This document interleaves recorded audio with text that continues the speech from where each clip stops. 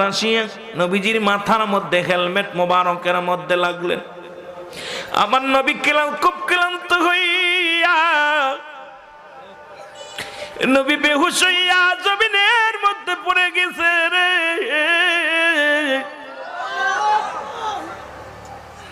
সাহাবীরা এসে নবীর পাশে দাঁড়াইয়া ডাকতে বলে, ইয়া রাসূলুল্লাহ, ইয়া হাবিবাল্লাহ, মায়ার নবী,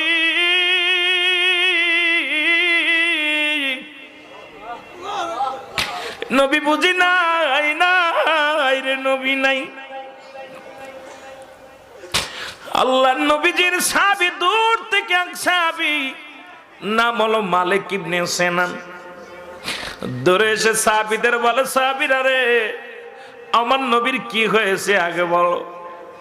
সাহাবীরা বলে, মালিক ইবনে সিনান, আল্লাহ নবীজির মাথার মধ্যে একটা পাথর লাগছে, পাথর হেলমেটের মধ্যে লাগিয়া ওই হেলমেটের একখানা লোহা ভাঙ্গিয়া নবীর মাথার মধ্যে প্রবেশ করেছে।